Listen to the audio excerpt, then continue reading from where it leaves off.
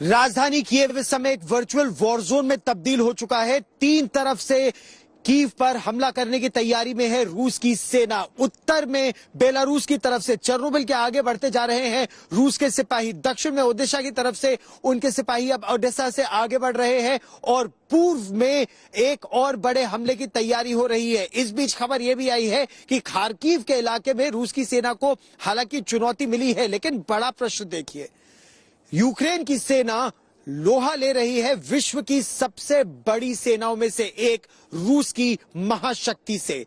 और क्या ये आगाज है एक न केवल महायुद्ध का, बल्कि तैयारी है एक तरह से वर्ल्ड वॉर की। क्या दुनिया दो खेमे में दो फाड़ हो गई है? एक तरफ है चीन और रूस और दूसरी तरफ है यूक्रेन, अमेरिका, नेटो देश, और दोनों ही तरफ से और प्रयास हो रहा है कि इस समस्या का अगर समाधान ना निकले तो क्या युद्ध से निकलेगा समाधान, वर्ल्ड वॉर से निकलेगा समाधान।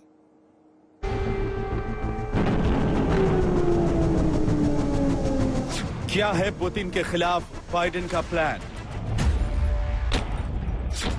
क्या विश्व युद्ध का ग्राउंड तैयार हो रहा है?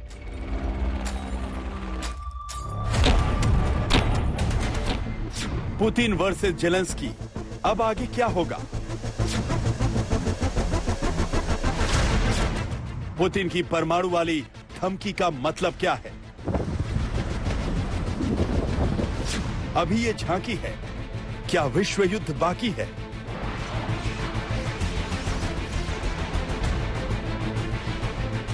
यूक्रेन के अंदर से दुनिया के सामने आ रही तस्वीरें प्रचंड युद्ध की गवाही दे रही हैं।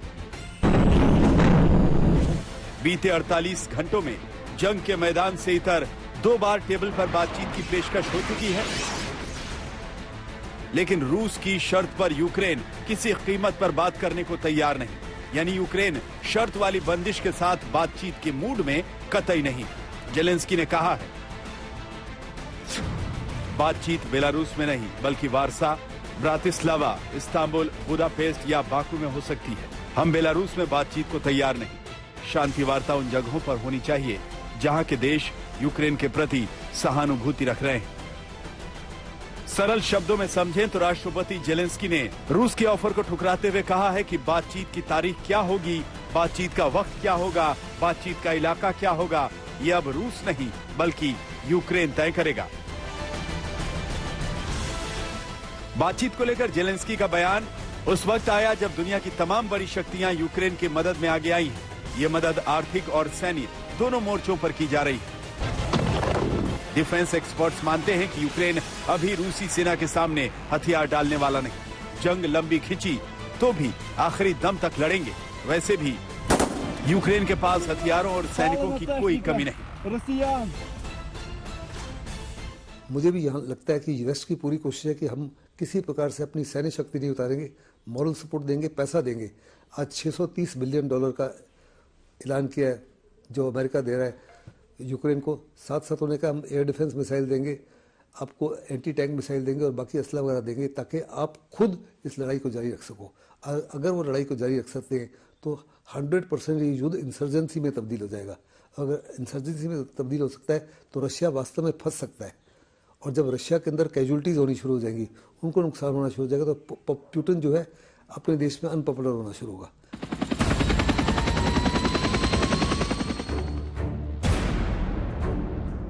रूसी सेना की तरफ से यूक्रेन की बारूदी घेराबंदी हो चुकी है। एम्बुलेंस भी अब यहाँ पर आ रही है। एयर रेड सायरन और तेज होते जा रहे हैं।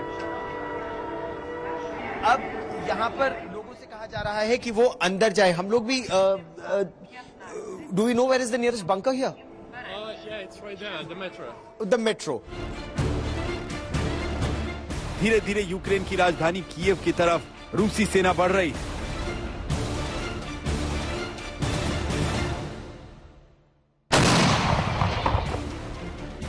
बम बारूद से यूक्रेन का चप्पा चप्पा दहल रहा है। दोनों सेनाओं को भारी कीमत चुकानी पड़ रही है।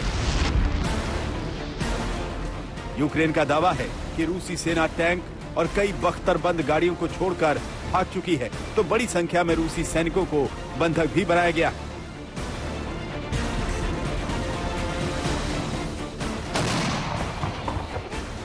ये दृश्य युद्ध की विभीषिका को दर्शा रहे हैं। रूस की सेना पीछे हटने को तैयार नहीं और यूक्रेन हथियार डालने को राजी नहीं।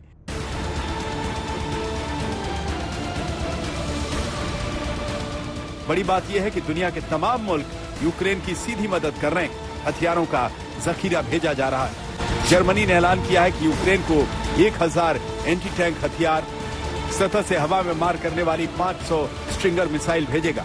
सैन्य मदद के लिए अमेरिका ने $350 मिलियन दिया है।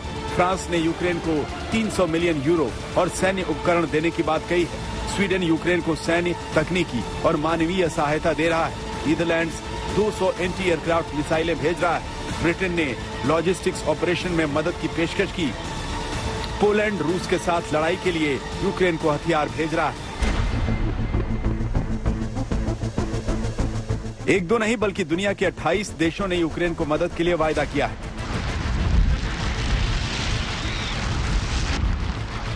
माना जा रहा है कि अगर ये जंग कुछ दिन और जारी रही तो विश्व युद्ध का रूप ले सकती है।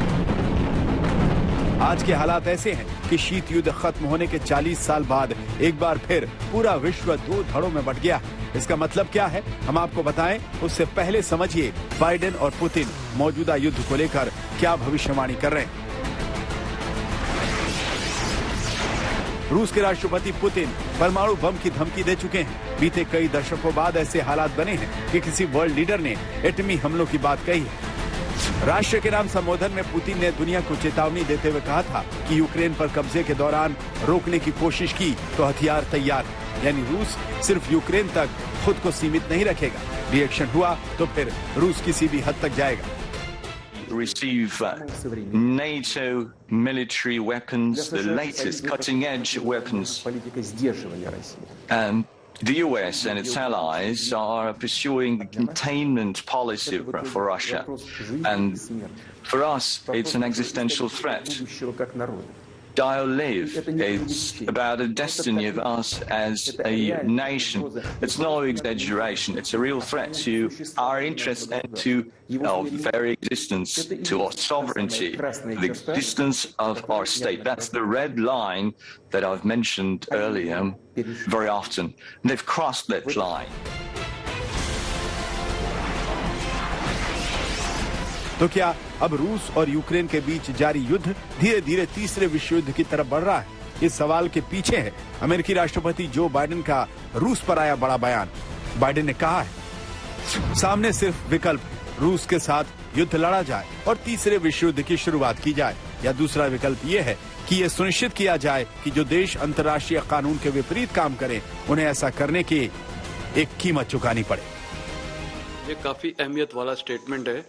अब क्या ये थर्ड वर्ल्ड वॉर की तरफ ले जाएगा या ये प्रेशर टैक्टिक्स है? तो अभी मेरे को एट दिस स्टेज लगता है कि ये एक प्रेशर टैक्टिक्स है। और आपने सुना होगा जॉनसन ने भी, जो यूके प्राइम मिनिस्टर है, आज ही बोला था कि हम और भी कुछ कर सकते हैं। तो ये सब प्रेशर टैक्टिक्स है और मेरे ख्याल अभी इन सबको पता है कि पुतिन काफी दबाव में है।